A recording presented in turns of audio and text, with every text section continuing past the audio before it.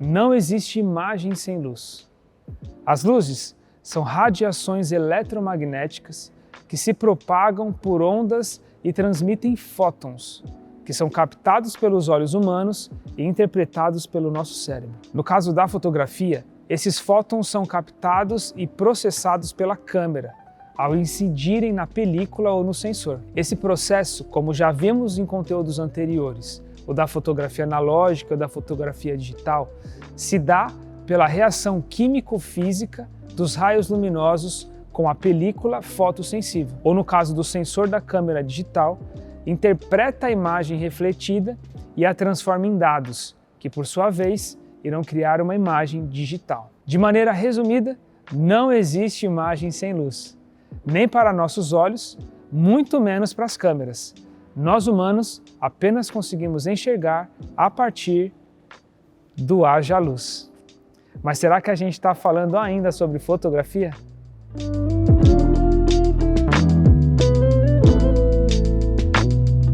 Sim, eu estou falando de fotografia e de cinematografia. A luz é o princípio do ver. E a fotografia, como já falamos aqui em outros vídeos, é o processo de desenhar com a luz. Mas como fazer isso na prática? Em primeiro lugar, para modelarmos a luz, precisamos antes compreendê-la e dominar as suas características. Para isso, existem 5 fatores para compreendermos a luz: a sua intensidade, a sua fonte, a sua natureza, a sua cor, temperatura e a sua direção. A intensidade de uma fonte de luz está relacionada à quantidade de fótons que atinge o sensor da câmera. Esse fator pode ser controlado a partir das potências de refletores ou dispositivos de controle de intensidade de luz, como dimmers, difusores ou gelatinas, por exemplo. E para regular qual intensidade de luz é o ideal, aplicamos uma técnica chamada fotometria. Se você não sabe o que é fotometria ou não está claro para você como fotometrar uma imagem, estou deixando aqui um vídeo que a gente fala somente sobre isso.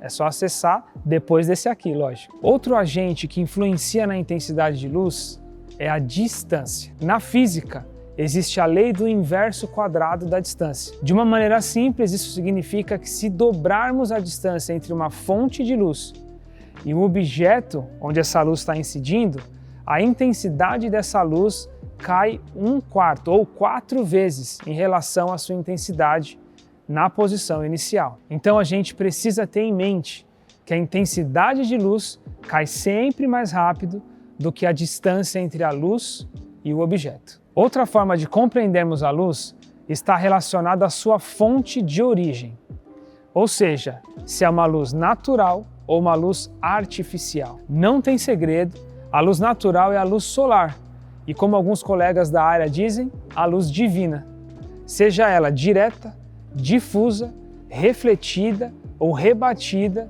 de outras superfícies. Enquanto as luzes artificiais são as fontes de luz criadas a partir da energia elétrica, como lâmpadas e refletores que a gente conhece por aí. A luz natural é uma luz de difícil controle, porque ela está sujeita a fatores externos como nuvens, chuvas, elementos da natureza, árvores, prédios, construções numa cidade, por exemplo, além de outros fatores. Por exemplo, aqui, onde a gente está gravando, a gente está num espaço aberto e amplo, que no nosso teto tem muita entrada de luz natural, e na lateral aqui também. E a gente não tem controle sobre essa luz. A qualquer momento, se passar uma nuvem, nosso vídeo vai ficar mais escuro automaticamente. Se cair a luz lá de fora, interfere aqui para a gente. A gente tem o uso de 2 refletores aqui para poder controlar um pouco melhor, mas a maior fonte de luz que a gente está usando aqui agora, nessa gravação, é uma luz natural. Essa luz natural que a gente está falando pode ser ajustada ou modificada por difusores, rebatedores ou objetos reflexivos, por exemplo. Mas a gente não pode ter um total domínio desse tipo de luz, já que a gente depende das condições naturais e do ambiente para isso. Já nas cenas rodadas com uma luz artificial, como dentro de um estúdio, por exemplo, há uma maior liberdade de composição luminosa e total controle das fontes de luz. Quando a gente fala de natureza de luz, a gente categoriza em duas partes, a luz dura e a luz suave. Enquanto a luz dura é formada por raios luminosos paralelos, a luz suave é composta por raios não paralelos, ou seja,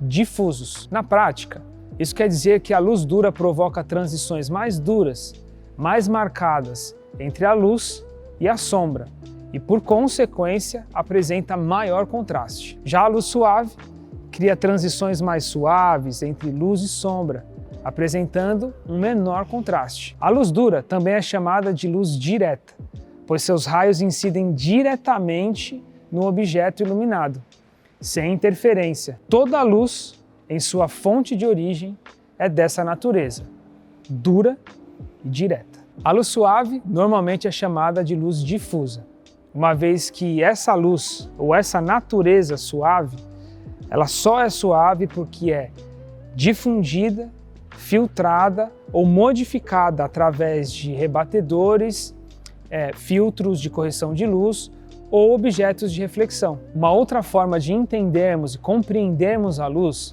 está relacionada à sua cor. Para as cores das luzes, damos o nome de cores-luz e cores-energia, pois se originam da emissão dos raios luminosos e é dada pela frequência das ondas luminosas. Por exemplo, a luz vermelha encontra-se nas frequências entre 405 e 480 THz.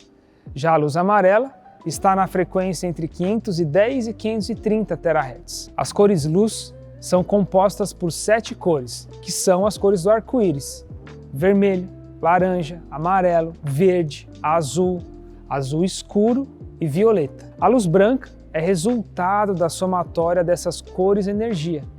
Porém, não é necessário obter feixes de luz de todas as cores para se alcançar a luz branca. Bastam apenas 3: o vermelho, o verde e o azul. Essas cores são chamadas de cores simples ou cores primárias.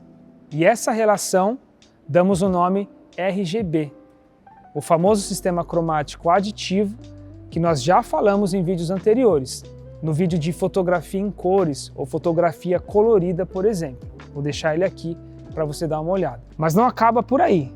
Outro fator essencial quando se fala de cor-luz é a temperatura de cor. A temperatura de cor é uma classificação dada em Kelvin e que relaciona a radiação luminosa com a energia de calor. Ela segue a seguinte tabela.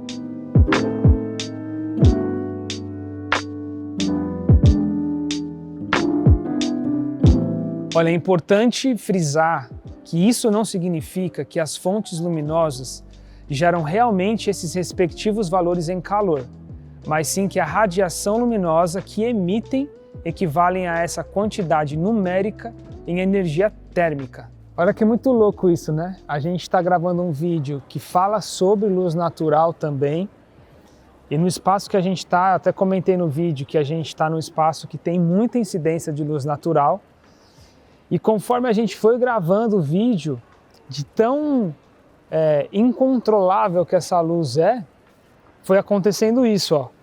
Essa luz que está sendo rebatida e refletida nesse chão, começou lá perto da porta, quando a gente estava gravando. E durante o vídeo, passou o que, Samuca? Uns 40 minutos? Mais ou menos uns 40 minutos, ela já está aqui do nosso lado e foi incidindo luz na nossa imagem, né? Incidindo luz no meu rosto, no meu corpo, tá onde a gente está aqui. Então, isso é um exemplo, assim, prático, real, do quão incontrolável a luz natural é. E aí eu comentei sobre a luz divina, né? Que a luz natural também é chamada de luz divina, mas tem outro aspecto que eu lembrei depois, que a luz natural ou o sol é o inimigo do diretor de fotografia, justamente pela sua falta de controle. Então vamos lá, vamos fazer uma pausa aqui. Para compreender a luz, a gente falou sobre intensidade, sobre fonte, sobre natureza, sobre cor e temperatura, mas tem um quinto elemento essencial para a compreensão completa da luz, que é a sua direção. E para esse assunto, a gente preparou um vídeo exclusivo e a gente vai falar somente sobre direção e posicionamento de luz. Mas para isso, ative o sininho de notificação, comente, dê seu like e compartilhe todo esse conteúdo se você gostou e quer ver mais conteúdos como esses por aqui. Tá joia? A gente se vê no próximo vídeo.